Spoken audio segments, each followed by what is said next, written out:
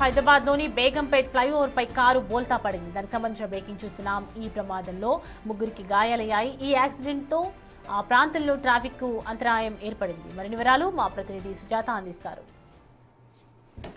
Begumpet flyover మీద ఘోర road ప్రమాదం చోటు చేసుకుంది. అతివేగంగా వస్తున్నటువంటి క్యాబ్ డివైడర్ని ఢీకొట్టడం వల్ల బోల్తా కొట్టినటువంటి పరిస్థితి నెలకొంది. విజువల్స్లో చూడొచ్చు. అంటే TS 09 UA 1482 ఈ క్యాబు సికింద్రాబాద్ నుంచి వస్తున్నటువంటి టైంలోనే తెల్లవారుజామున 5:35 ప్రాంతంలో పల్టీలు కొట్టినటువంటి విజువల్స్ కూడా బిగ్ టీవీ స్క్రీన్ మీద చూడొచ్చు. ఒక్కసారి ఇక్కడ మొత్తం కూడా ట్రాఫిక్ ఆగిపోయింది. అంటే ఈ క్యాబ్ నడిపిస్తున్నటువంటి డ్రైవరు బోల్తా కొట్టినటువంటి కారులో నుంచి ఎలా బయటపడ్డాడు అనేది ఇంకా కూడా అర్థం కానటువంటి పరిస్థితి ఉంది. ఒకసారి మనం కార్ విజువల్స్ మొత్తాన్ని చూస్తే ఇటు డ్రైవర్ కూర్చున్నటువంటి సీట్ ఏదైతే డోర్ గ్లాస్ ఉందో ఆ గ్లాస్ కూడా పూర్తిగా డోర్ ఓపెన్ కావడం లేదంటే పూర్తిగా లాక్ అయిపోయింది. ఇంకొక వైపు వెనుక సైడ్ ఉన్నటువంటి కారు భాగం మొత్తం కూడా డిక్కీ ఓపెన్ అయింది. కానీ డ్రైవర్ ఎలా బయటపడ్డాడు అనేది కూడా ఇటు పోలీసులు ఇప్పటికే కేసు నమోదు చేసుకొని చేస్తున్నారు. అంటే ఇటు సైడ్ చూసినా కూడా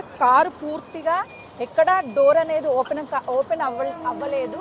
సో అసలు డ్రైవర్ ఎలా వచ్చాడు బయటికి, ప్యాసింజర్స్ ఎవరైనా సరే లోపల ఉన్నారా, అప్పటికి వాళ్ళని బయటికి తీసారా, లేదంటే కేవలం ఆ టైంలో డ్రైవర్ మాత్రమే ఉన్నాడా అనేది కూడా పోలీసుల ఇన్వెస్టిగేషన్ కొనసాగుతుంది. కార్ ఎక్కడ పైన భాగంలో డ్యామేజ్ కాలేదు. కింద కూడా ఈ గ్లాసెస్ ఏవైతే ఉంటాయో డ్రైవర్ సీట్ కావచ్చు, అదేవిధంగా ఫ్రంట్ సైడ్ ఉన్నటువంటి డ్రైవర్ లెఫ్ట్ సైడ్ ఉన్నటువంటి సీట్ కావచ్చు, ఎవరైనా ఉన్నారా లేదా అనేది కూడా పోలీసుల ఎంక్వైరీ నడుస్తుంది.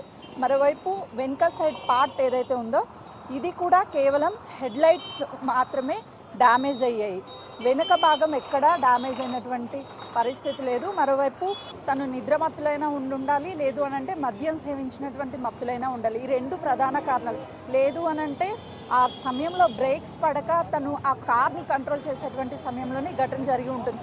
దాదాపు ఇక్కడ నుంచి అక్కడికి కార్ వెళ్ళడానికి డిస్టెన్స్ 100 మీటర్స్ వరకు ఉంది. 100 మీటర్స్లో కార్ పల్టీ కొట్టింది అనంటే ఖచ్చితంగా ఈ 3 కారణాలు మేజర్గా అయి ఉంటాయి. కానీ ఆ కార్కి సంబంధించి అసలు కార్ డోర్స్ ఎక్కడా ఓపెన్ అవ్వలేదు.